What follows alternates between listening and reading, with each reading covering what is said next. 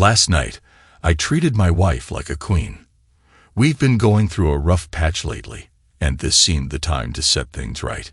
I'd taken the day off from work ostensibly to take our 2 kids, one of each, Jack, 14, and Chain, 12, to a week-long soccer camp, but mostly to ensure everything was perfect.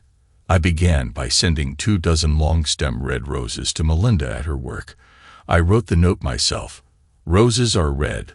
My love for you is true. My plans for tonight will make it clearer to you. Dinner's on me. Dessert is just you. I know it's not exactly Shakespeare, but I figured it would do the trick. I was right. She knew that, and gave me a very passionate kiss at the front door, plus a report on how jealous her coworkers were. Melinda fixed me with a lustful gaze. Lucky doesn't even begin to describe the night you're going to have. I took charge immediately and corrected her. This night is all about you.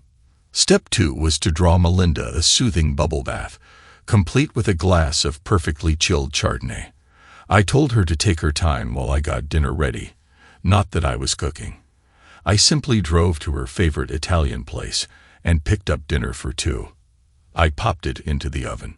Upon my return, I had just finished setting the table when I heard Melinda behind me. You are a naughty, naughty boy. I turned to see a vision in red. Melinda was wearing everything I'd bought today. The shirt, the bra and panty set, the garters or stockings, and the red stilettos. Screwed me. She had no idea just how naughty I planned on being. Dinner and lots of wine later, I led her to our bedroom. She followed willingly as I slowly undressed her along the way, laying her on the bed. I showered kisses all over her body. We shared an intimate moment before we both reached a peak together. We rested for a few minutes, saying those words that lovers say. Actually, I was doing most of the talking. She was somewhat incoherent. I told her again and again how much I loved her.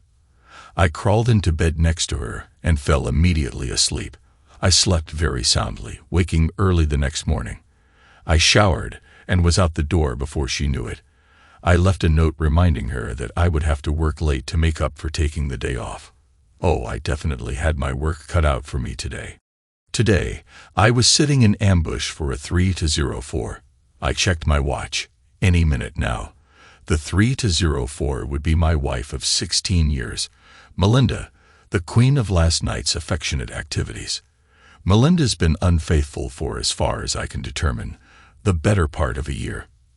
I've been sure for the last month, suspicious for 2 before that. My suspicions were based on the little things that flow back and forth between couples, behaviors, habits, and most importantly, the easy evasions that hint something's not quite right. For instance, there were lots of little things that by themselves were all innocently explained. Our intimate life being strained while Melinda's dressing sexy was way up. She was feeling it. I sure as hell wasn't getting it. I know it's not much to go on, but one of the primary instances that caught my attention was a night out without the kids. Melinda met me at the restaurant, coming directly from work. Coming directly turned out to be the operative word, because Melinda had the unmistakable glow of someone who just had really good times. It was in her eyes, her face, and particularly in the way she moved that night. When I should have been happy, she begged off intimacy, citing a mild issue. I settled for a friend and decided to find out the truth. So I started checking up on her, monitoring her time away from me, checking the laundry, and listening very carefully to everything she said. It's amazing the things you pick up in common conversations when you really pay attention. I've always operated on the idea that a woman will do everything she can to avoid an outright lie. This doesn't mean you'll get the truth. It means you have to really listen and consider all possible meanings of the words being spoken, almost like playing verbal chess with many possibilities. I was surprised at the subtle insinuation of disrespect that permeated our interactions. There was an undeniable condescension. It seemed I had lost my former position in the hierarchy and equality of our relationship. That was difficult to get a hold of her at work on Tuesday and Thursday afternoons, even though in my mind my suspicions had turned to certainty. There was nothing worth going to see a lawyer about. Then I found what I needed. Actual physical evidence, a pair of crusted black sheer panties. I knew the last time I'd seen her wearing these panties was the day we'd had intimacy. The discrepancies between these two dates added up to infidelity, as far as I was concerned. At that point, she was more likely guilty than innocent. Confronting Melinda was a little more problematic. She'd been lying to me for who knows how long.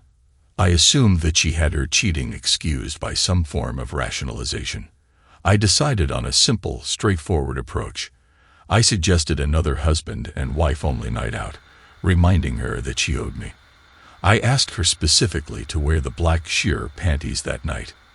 As we dressed, I reminded her about the panties, and she said I wouldn't be disappointed. Dinner was fine, as I generously poured on the attention and the wine. By the time we got home, Melinda was as excited as I'd seen her in years. Stripped for me. I lay back against the headboard, hands behind my head. "Come on, you lovely thing. Show me what you got."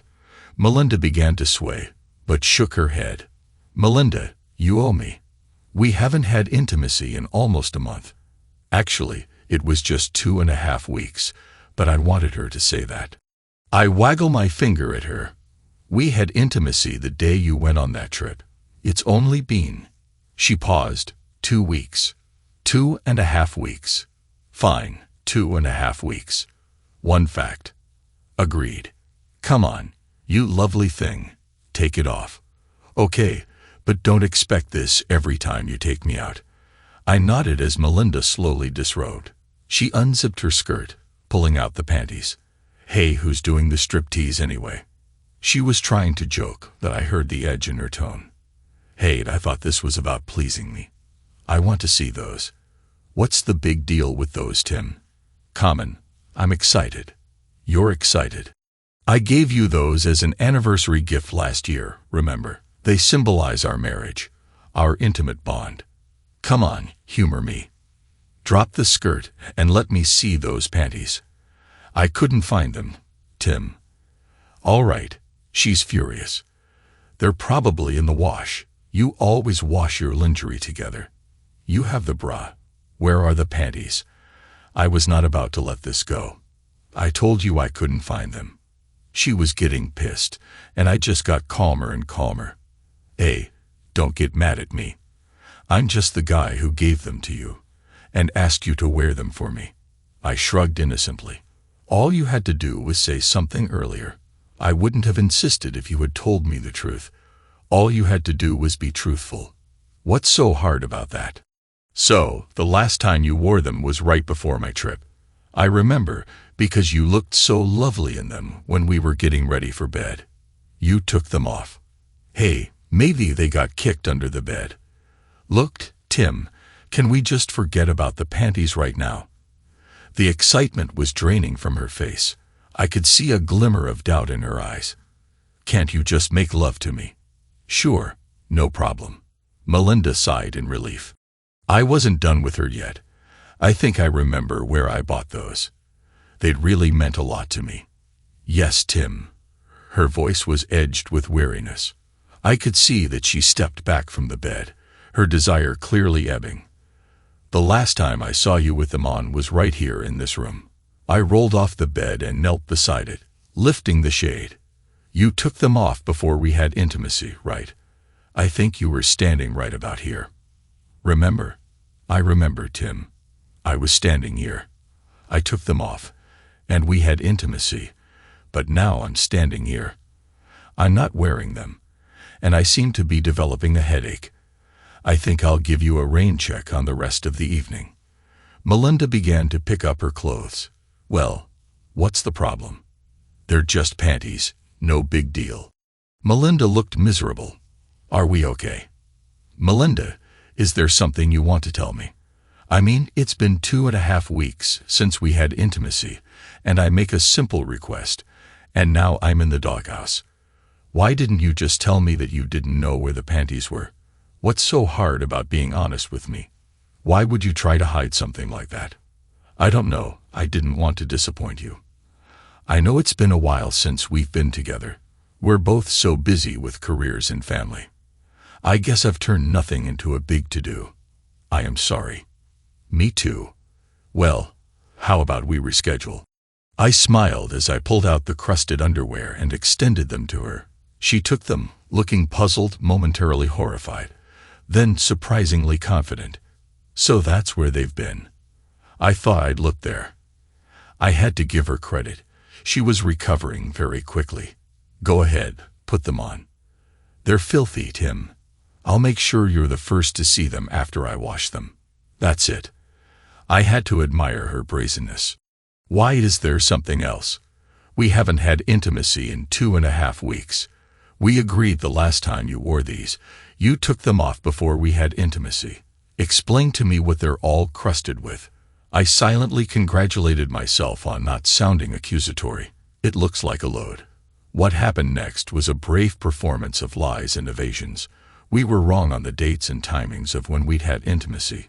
She even made a big deal over realizing that I suspected her of seeing someone else. I was jealous over nothing. The capper. She thought it was cute that I suspected her of being a sex-crazed person. I apologized profusely for my jealousy and poor memory. I watched the look of conquest glow from her. I'm sure she thought everything was all right. It wasn't all right. She was wrong. It wasn't nothing. And there is nothing cute about being a 3-0-4. I knew that much. My apologies dissolved into a white-hot quiet anger. My anger ushered in a change of perspective. I was no longer in doubt. I knew that she was seeing someone else. As far as I was concerned, our marriage was over. I knew, and soon she would know that I knew. When you're no longer in denial, you can actually find out a lot in a very short amount of time. I wanted incontrovertible evidence, basically, to catch her in the act. I was willing to do whatever it took. It's amazing what they can do with modern GPS equipment. A tap on your own phones, a bit of computer snooping, and a couple of digital voice recorders. Soon, I had a fairly clear picture of who he was, what they did, how often, and most importantly, when they planned to meet next. Her lover was some guy named Ernie. They met 2 to 3 times per week, Tuesday, Thursday, and frequently Saturdays, usually at a hotel on the other side of town. It all seemed so routine when you listened to the recordings. The biggest surprise for me was the complete lack of remorse on Melinda's part in the taped conversations. I was usually characterized as simply someone to be scheduled around. That was it. I was a complication to their being together. When I realized Melinda's utter lack of concern and the depth of her disrespect for me, I went from ambiguous thoughts of possible reconciliation to absolute retribution. She was going to pay. I wasn't going to fight for her. She was now the enemy. I was going to fight her for everything. It's amazing what that kind of clarity can do for you. I can even tell you the exact moment that I reached that tipping point. It occurred in the hearing of her side of a single conversation, shortly after the panty incident. A voice recorder in her car caught this side of a cell phone conversation between Melinda and Ernie. Melinda, Tim trusts me completely. You should see him go out of his way to be nice to me. It really is quite cute, Melinda. I just explained that the crusty scene in the dirty underwear I found was his. Ernie. I said that I'd been looking for weeks for those panties. I thanked him for finding them underneath the washer. He bought it without a second thought. Melinda, laughing. Yeah, but he's my man, Tim. Ernie. Yeah, I do adore it. Be patient. I'm almost there. Melinda. No, Ernie. I've told you before, I love Tim. He's my husband. Ernie. Melinda, yes, I love you too, but in a different way. Thank God I don't have to choose. I have the best of both worlds. A husband who cares for me and a lover who totally cheats on me. It's funny the things you can consider when you no longer care about the other person. The witch was going to pay big time, playing the cards you're dealt. My payback was multi-pronged. I wanted Melinda to suffer short-term and long-term. If things went as planned, Melinda would never forget her cheating. I wasn't looking to hurt Ernie. He was just an opportunistic person. If trouble came his way, so be it. Our kids were a different story. I wanted to protect them from the initial blast of our family dissolving. Plus, I wanted it all to land on Melinda. I wanted her to look into their sad faces and know that she alone was responsible in that way. They actually determined my timing. I waited for the school year to end and arranged for them to attend a week-long soccer camp at a university a couple of hours' drive away. The camp ran Monday through Friday. I dropped the kids off Monday morning and took the time to talk with the camp directors. I explained that I was having serious problems with their mother involving faithfulness and possible substance use. I tossed that in for effect. It definitely got their attention. I told them I'd be filing for divorce today or tomorrow, depending on when she dragged herself home. I wanted to shield the kids during the initial days of anguish. The directors were very sympathetic. Today, Tuesday, was the day of reckoning. Melinda was scheduled to meet Ernie at 4 in the afternoon. I spent that day getting all my ducks in a row. Divorce papers ready, locks changed, bank accounts and credit cards taken care of. This was a day Melinda would never forget. I checked my watch again. Timing was all important. I smiled when I saw her car enter the parking lot. The operation was now in motion.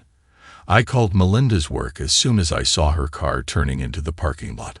I left a quick message on her voicemail, saying there was an emergency and to call me on my cell phone as soon as possible. Ernie arrived a few minutes later.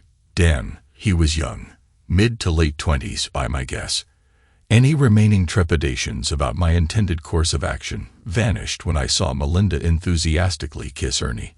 I called her cell phone while she was still kissing him. She looked at her phone and did what I thought she would. She let it ring. I hung up at the start of her voicemail and called again.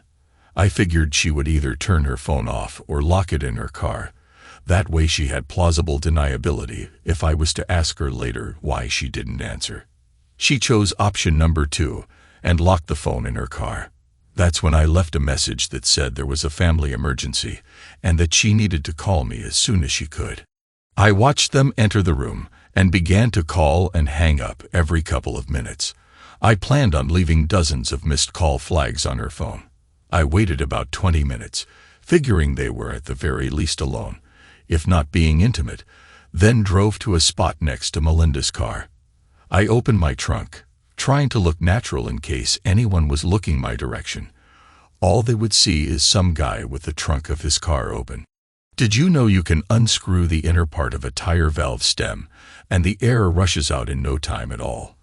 In less than 3 minutes, I deflated both tires on the driver's side of Melinda's car and screwed the inner valves back into place.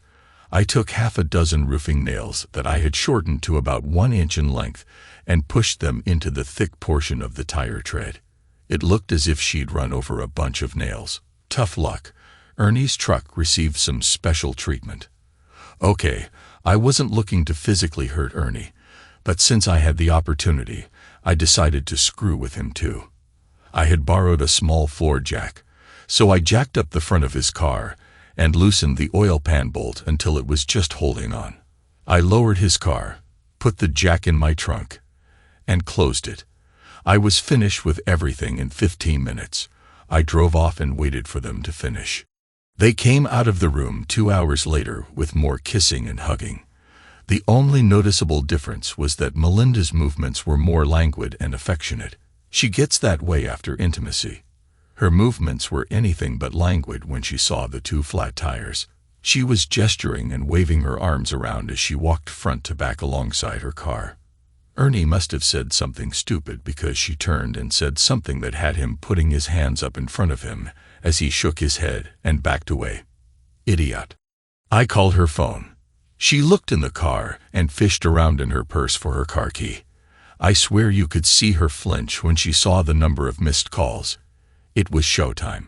I saw her dial and prepared myself for my performance. Hello, Tim. Where have you been? Her voice sounded shaky and nervous. My God, Melinda, where have you been? I was yelling into the phone. I paused to take a breath. You don't have to yell to me. I can hear you just fine. I've been trying for hours to get a hold of you. Where are you? Why aren't you at work? I had my voice pitched right at the edge of panic. Melinda started to stammer out some lame excuse. I started talking over her. I began to crunch some paper and break up my speech pattern. Be quiet and listen. There's been a serious situation at the soccer camp. Both kids have been taken to the hospital for emergency surgery. The doctor isn't sure if they'll make it. Hurry, my battery's dying. Did you get that? Medical center. I'll meet you there. Hurry, Melinda. I hung up and turned off my phone. I could see her shouting into the phone. Then she swung into action. Melinda pushed Ernie to his car, and soon they were heading for the freeway. I waited until they were out of sight, then drove to Melinda's car. I pulled the funny nails out of her tires and refilled them both with cans of Fix-A-Flat. She was going to need her car fixed before the end of the day. I had 2 more calls to make before I drove home. I headed for the freeway. They would be taking it to get to the university. I stopped at the first emergency call box on the freeway and pulled out 2 of my voice recorders.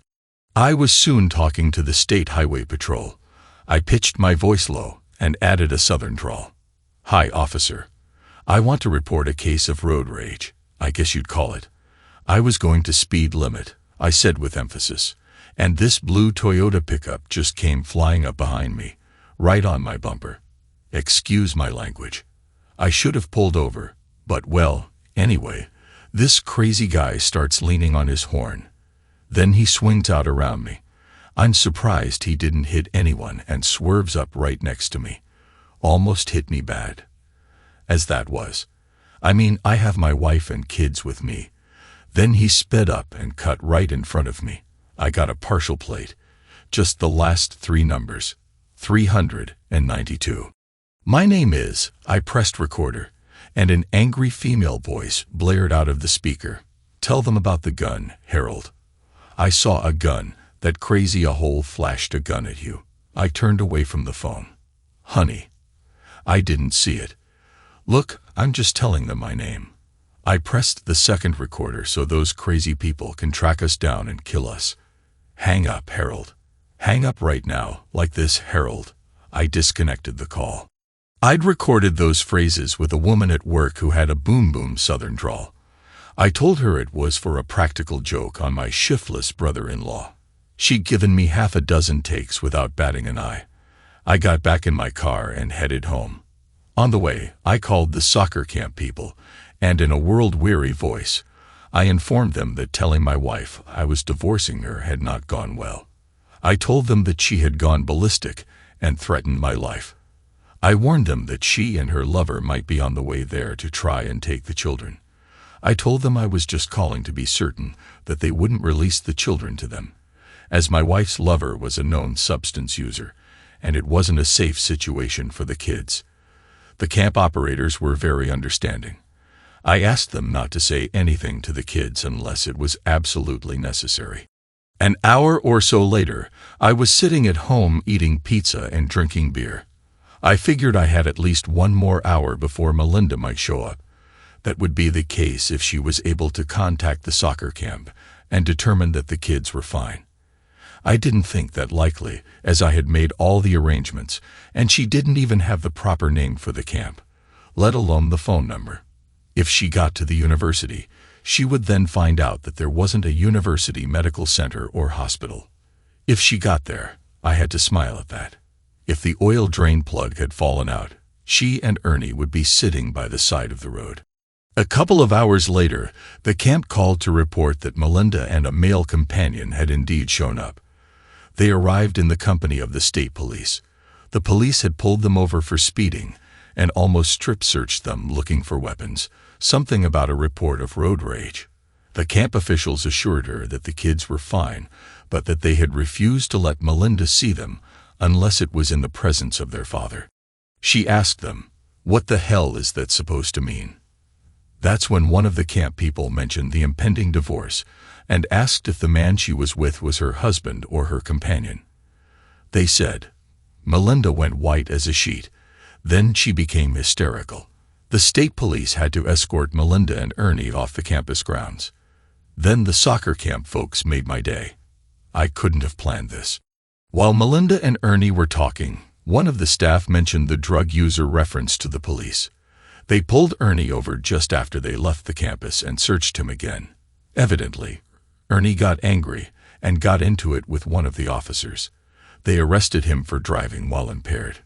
Melinda was deemed unfit to drive due to her emotional state and was taken into temporary custody too. I received a call from the state police. Not long after speaking with the camp folks, I had a very nice conversation with Sergeant Watton.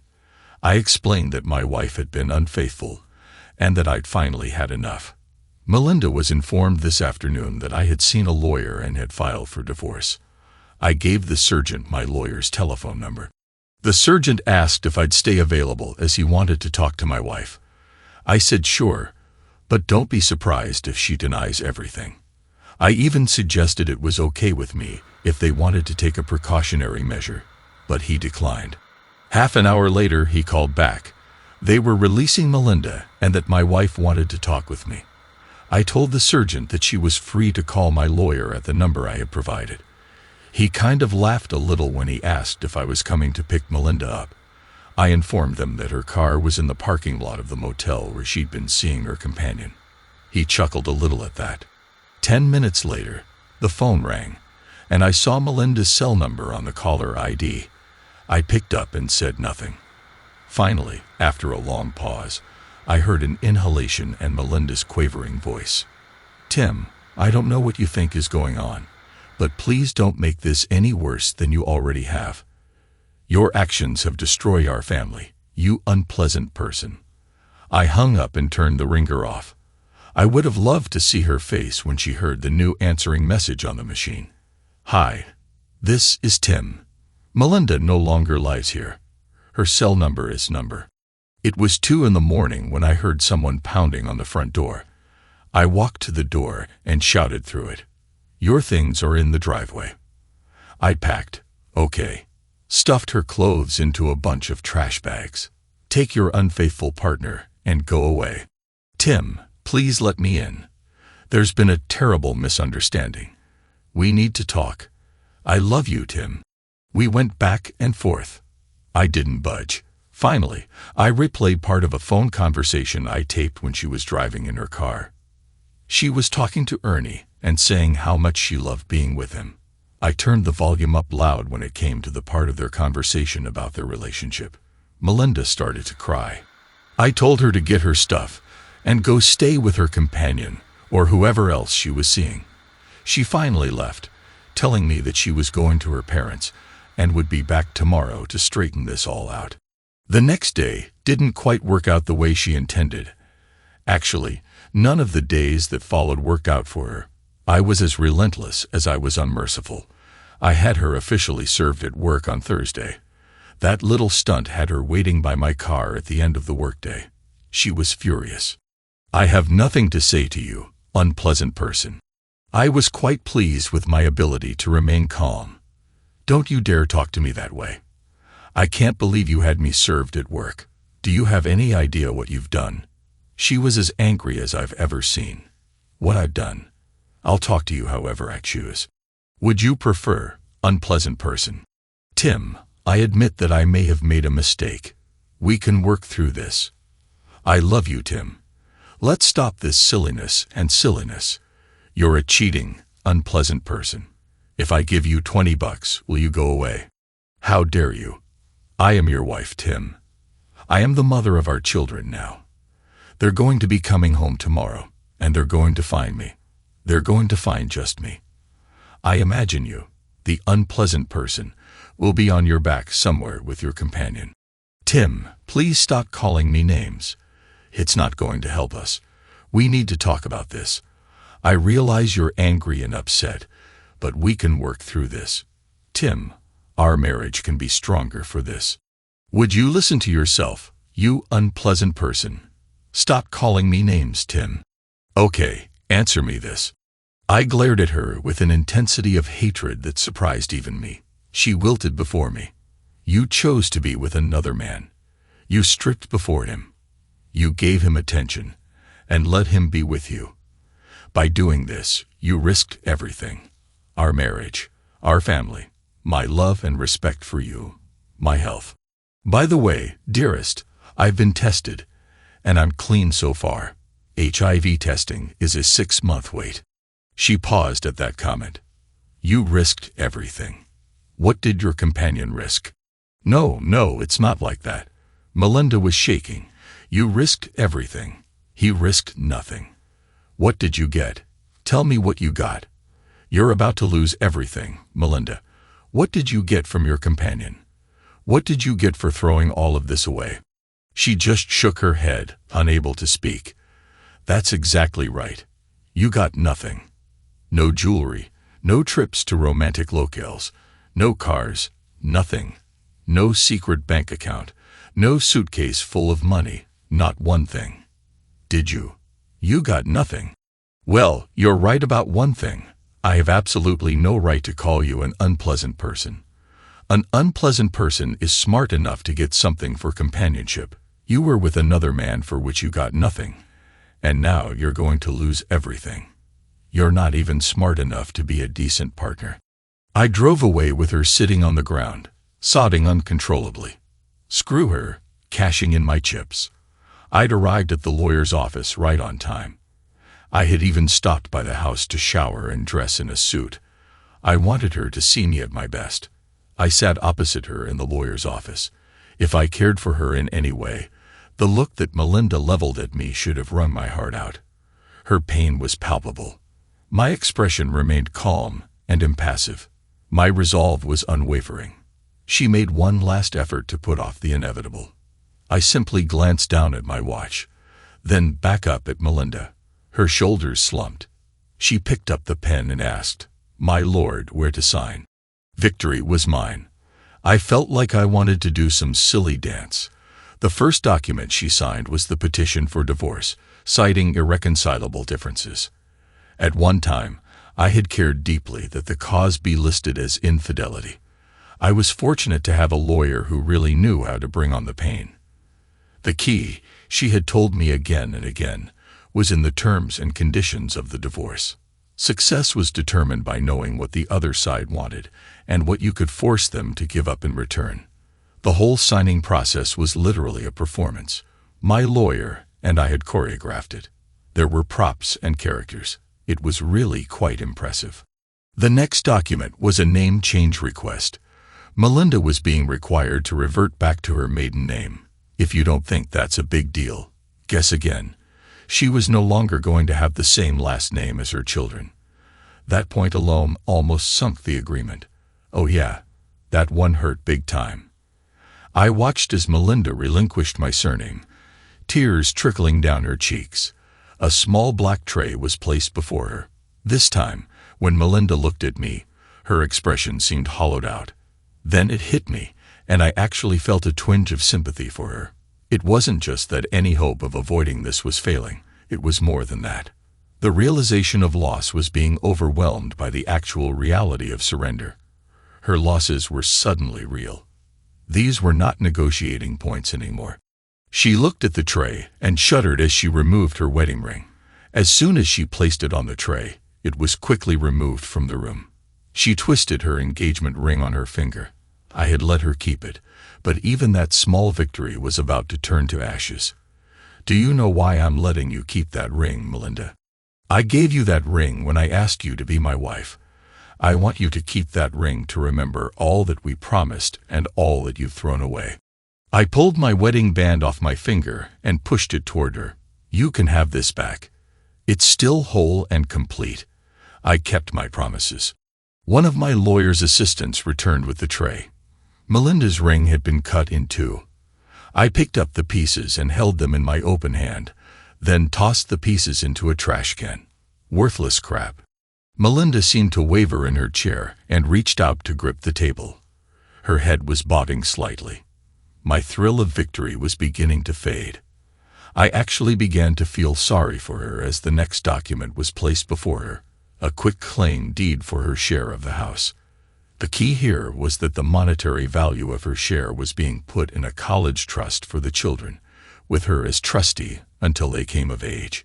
Finally, we came to the document that had leveraged her acceptance of everything that had preceded it, the custody agreement. My lawyer spoke clearly. Do you fully understand the conditions of this custody agreement? The children remain in the house. Parents alternate living in the house on a weekly basis.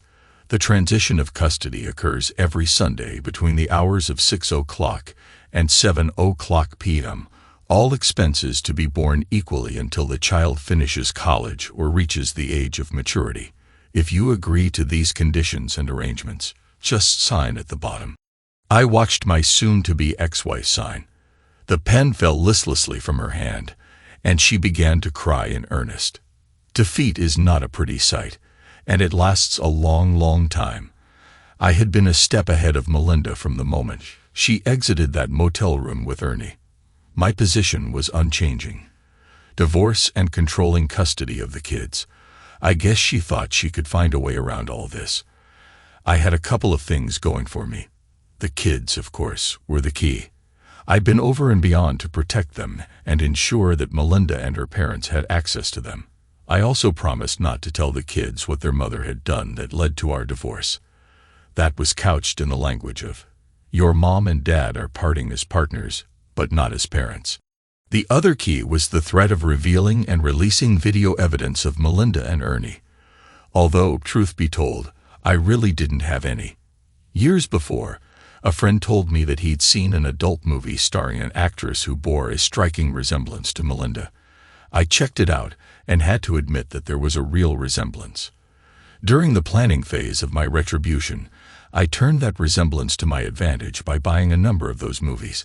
I found a couple of videos with actors that matched a verbal description of Ernie, mid or late 20s, average height and weight, dark hair, etc. By taping portions of the videos off the TV with my camcorder, I was able to produce a pretty graphic motel room session. It looked like video shot under poor lighting conditions. It was especially effective when viewed on the 2.5-inch LCD screen of the camera. It looked like Melinda being with Ernie. Melinda would have spotted it as a fake in a second, but not her dad. We had a meeting where he tried to convince me to give Melinda another chance. He said that he was willing to pay a lawyer to keep the divorce from happening. So I showed the video to her dad. I told him this was one of the easier ones to view, and that I had hours of the stuff. Evidently, he was very effective in persuading Melinda to drop her opposition. I guess I would be too if an irate son-in-law was threatening to email the video to everyone and anyone they knew, family, friends, co-workers, etc. The clincher, when all was said and signed, was the joint custody alternating weeks. I made sure that there was specific and clear language in the agreement that Melinda was prohibited from bringing her companions into the house. I insisted that the plural be used. Colin Ray, you know what's funny. The last thing I expected when getting divorced was the effect it seemed to have on women. I'd be lying if I didn't say that my own self-esteem had taken a huge hit after being hurt by Melinda. You can't help but feel you're not much of a man. At the very least, you must be a lousy partner. I was shocked to find out that my new marital status, or lack thereof, was like catnip to women during the divorce. I had stubbornly taken the high ground regarding revenge, sex, or even dating for that matter. That just wasn't who I was. Plus, my lawyer insisted on no additional complications. But as an officially single man with good credit and plenty of disposable income, suddenly I was a catch. And you want to know what was even better? There were a lot of women out there determined to see me through this difficult time. I was pleasantly surprised at the number of women willing to help me get back in the saddle, so to speak. They were so persistent that I began to look forward to my time living at home with the kids. I needed the rest. I had offers from women at work, from acquaintances, including some who were good friends with Melinda, and even from fellow residents of my new apartment building, where I stayed during my off weeks. This is how the first time happened. While I was still moving into my new place, I'd ordered pizza, so the soft knock indicating its arrival wasn't unexpected. The delivery person sure was. I recognized her as someone I'd seen in the building. I didn't know her name. "Hi, my name is Darlin." She pronounced it Darlin with an A in and an I, just like to welcome you to the building. Darlin was average looking and had an easy-to-like quality about her. I invited her in, and we shared the pizza and a couple of beers. Darlin was divorced. He tried to deceive everything. Female over 18 and some under, I suspect. Plumpish and refreshingly straightforward. Tim, I like you. You seem like a real nice guy, so anytime you need the company of a woman, you just call old Darlin. I nodded unknowingly. I almost started to say that I could handle the cooking and cleaning just fine as a freshly single guy. I was really clueless. I enjoy both giving and receiving attention. Intimacy only happens after a date. Darlin had spoken so clearly. In fact, I wasn't even erect. Now, let's see that tool of yours yet. Well, all right, Tim, you've got a good one here. Lucky me. It was without a doubt the weirdest proposition I had ever received. It was followed by one truly excellent attention. There's just something to be said for a woman who truly enjoys giving attention. I realized that Darlin was such a woman. Lucky me. It wasn't just her enthusiasm. It was her technique too. I can't begin to describe what she was doing, mostly because my head was tilted back in unrestrained joy. The next night, the attention was repeated, followed by my reciprocation. By the end of the night, we were having a meaningful connection. I'd managed to convince her that the pizza dinner we'd shared the night before counted as being a date. We started having intimate moments frequently. Not that we were exclusive, far from it. A couple of weeks after we'd taken up, Darlin had to go out of town on business during one of my off weeks, so she sent a friend over.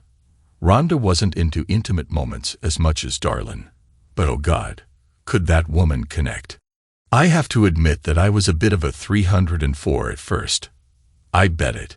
Well, it's probably more accurate to state that I connected and was connected by 17 different women during the first year of my divorce. The connection was great, if a little empty. I freely admit that I missed the intimacy that Melinda and I had once had. On the other hand, that missing only fueled my continuing anger toward her. I made no effort to hide my amorous activities from her. I enjoyed seeing that hurt in her eyes every Sunday evening. Slowly, things settled into a routine. Even the kids seemed to be doing okay. Holidays were painful, especially the first time through, but we managed. Months became years, and we all got older, if not wiser. It was 4 years post-divorce that the unexpected happened. I fell in love. Laying down my cards, the kids were involved in a youth group at church. The group went on all kinds of outings, including a couple of snow weekends. I was asked to chaperone on occasion, and was more than happy to help out. It was during a ski trip that Jillian, one of the other chaperones, she was the sister of one of the youth ministers, broke her arm after first aid was rendered by the ski patrol. I was asked to run her down the hill to get it x-rayed and put in a cast. The hospital, once we got there, was swamped due to a traffic accident, and we ended up going across the street to eat and kill a couple of hours. Jillian was cute rather than beautiful, and all of 25. As we talked, I became aware that we had real chemistry between us. I found myself deeply attracted to Jillian. She did nothing to dissuade me. It took me a month to summon the courage to ask her out on an official date. After all, I was 21 years her senior. She accepted. She told me her dad was 12 years older than her mom, and they were still together, and we began to date. I slowly let go of my anger over the next few weeks as Jillian, and I got serious. Everything was happening fairly fast. Jillian and I were a couple of months into our relationship. Yep, that's what it was. When Melinda asked if I was in love with Jillian, I was all prepared to deny it. When I realized I couldn't lie about something like that, I answered with a quiet yes. Melinda just nodded and then hugged me. You deserve to be happy. I was stunned. 1, that I realized that I really did love Jillian. 2, that Melinda sensed and accepted it. And 3, when I told this to Jillian, she simply smiled and said, it had taken me long enough. For the first time in years, I realized that I was truly happy. I was actually content within myself. That was when I understood that there was something very important that I needed to do. I had accepted Melinda's apology for her unfaithfulness years ago, but at the time, I refused to forgive her. It was time for me to formally forgive Melinda. During the drive over, I recalled Melinda's effort at apology and explanation. The first time hardly counted. It was just before we signed the divorce and custody agreements. Melinda had asked for a half-hour meeting, just the two of us, before signing. I knew what she was going to try and talk me out of divorce. I went prepared. On the way to the meeting, I played recordings of Melinda and Ernie's intimate conversations. I spent the entire half hour looking at her like she was less than dog.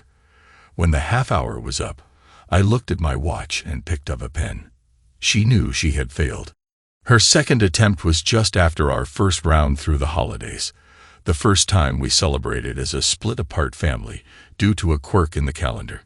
I ended up with the kids for Thanksgiving and Christmas. It was a miserable time. Early in January, Melinda asked to speak with me. That's when I found out she knew I was dating, or as she termed it, your open door, open companionship policy. It went downhill from there. Look, Tim, I know I messed up. I've caused a lot of pain in our family. The holidays were horrible for me, for you, and for the kids. We've all suffered. I know that you've been with a number of different women, and it's just tearing me apart.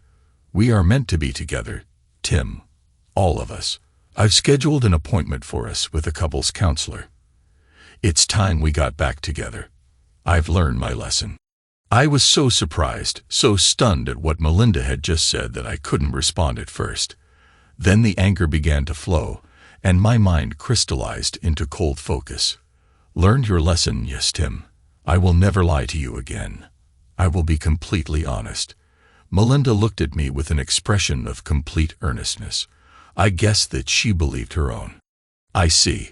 What about your companions? Does that mean you're planning on giving them up? Singular, not plural.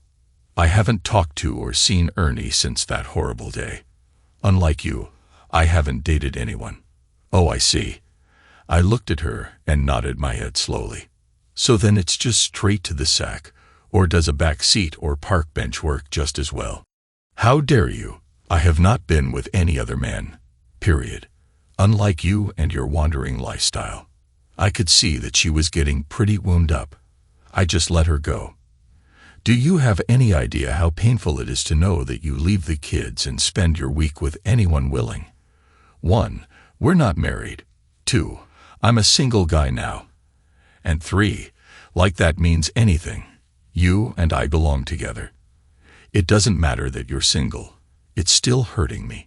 You should stop playing around and give us a chance to get back together. I'd had enough. Look, Melinda, if you're seeking companionship, come on by some night, and we can connect. I always had a fantasy of you, me, and another woman. I'm game. That was pretty much the end of that conversation. Melinda would try again every 6 months or so. It was only about a year ago that she was able to apologize with any real sincerity. She'd been in therapy, and I guess it seemed to help. I realized that as soon as she began to speak, even the tone of her voice was softer than usual.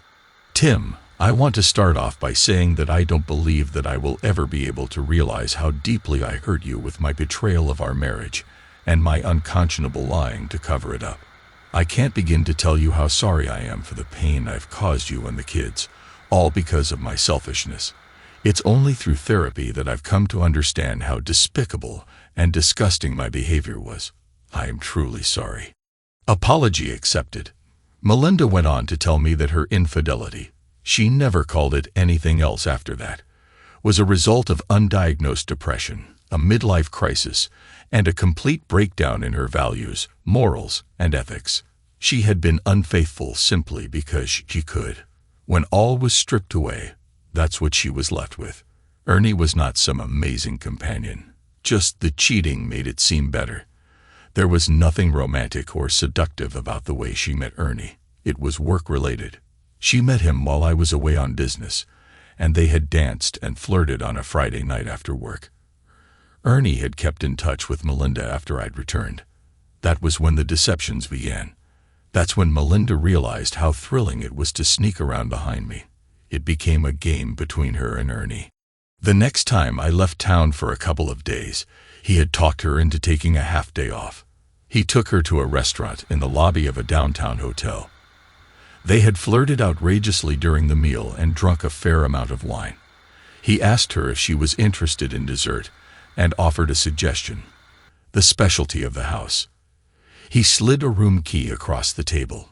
Melinda said she was flattered and declined Ernie's offer. He talked her into at least checking out the view. Once in the room, she realized that it had no view. Ernie said the prettiest view in the world was standing right in front of him. Melinda said that she just stood there looking at him, aroused out of her mind. Ernie pushed her up against the wall, and he connected with her passionately against the wall. He undressed and sat on the bed. He looked at her and said, "Come get me if you want to connect some more." They spent the rest of the afternoon together. When I returned, she took care of her guilt by paying extra attention to me. Only she was already waiting for the next time I'd be out of town. Eventually, she became so comfortable with cheating on me that she didn't wait for me to be out of town. That went on until I caught her. When she was done, I repeated that I accepted her apology and left it at that. I purposefully did not say that I forgave her. That's why I needed to do that before getting serious with Jillian. I needed to forgive Melinda so I could move forward. You should have seen the tears that Sunday night. Melinda, me, the kids, we were all bawling our eyes out. Some tears were tears of sorrow and regret. Most were happy tears. I told Melinda that despite it all, there was a part of me that would always love her. She said that she had never stopped loving me. I nodded in understanding. A father's need. Nothing is forever.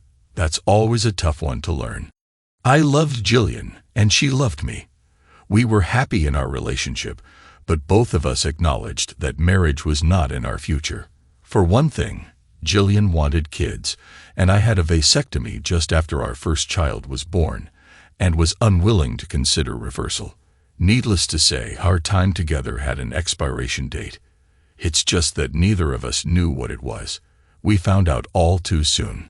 During one of my off weeks on a Saturday afternoon, to be specific, Jillian was lying on top of me after a particularly vigorous session of intimacy when her mom called. Jillian's dad was in the hospital, fell by a stroke. His outlook wasn't promising. We had Jillian packed and at the airport as soon as we could. We hugged and kissed, and in that moment, realized that we were probably saying goodbye permanently. Jillian started crying. I just tried to hug her closer to me. When they called her plane, we separated for the final time. Her parting words were, "I'll never forget you or ever stop loving you." I maintained my composure until I got in my car. Then I cried. I was alone, and it hurt terribly. I sat there and realized that my anger towards Melinda at the time of our divorce had masked a lot of pain, a pain I had never really dealt with. Then my single and available status had distracted me from any serious introspection. My time with Jillian had changed all of that. It cured me of my anger toward Melinda and reopened my heart to love. Since it was now Sunday morning, I drove to the house. Melinda and the kids realized something was wrong immediately. When I told them what had transpired, they were very sympathetic. Melinda just took over. She made me breakfast, then lunch, and finally dinner. The two of us ended up talking until 1 o'clock in the morning, and then she went home. I didn't sleep well that night at all. During the week, I talked to Jillian a couple of times. Our conversations only finalized what we had both sensed at the airport. Jillian's dad was going to take a long time in recovery, and Jillian was going to stay and help her mom.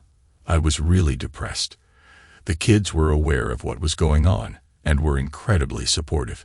Nevertheless, that Friday I found myself very much alone. The kids were out with friends, and I had long since thrown out my little black book.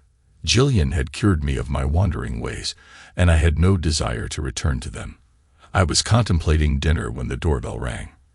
Melinda stood there with a pizza, a six-pack, and a comforting smile. I returned the smile, took the six-pack out of her hand, and followed the aroma of the pizza as she walked past me into the house. We had a delightful evening. chatting until the wee hours again. I was truly sorry to see her go home. Surprisingly, I slept fairly well that night. We've chosen different paths since then, never revisiting what once was. While I've forgiven Melinda, the memories remain etched in my mind, a reminder of lessons learned and scars healed. Thanks to everyone who took the time to listen to today's stories. If you enjoyed it, please consider liking and subscribing if you haven't already. Feel free to share your thoughts on the events in the comments below. Take care.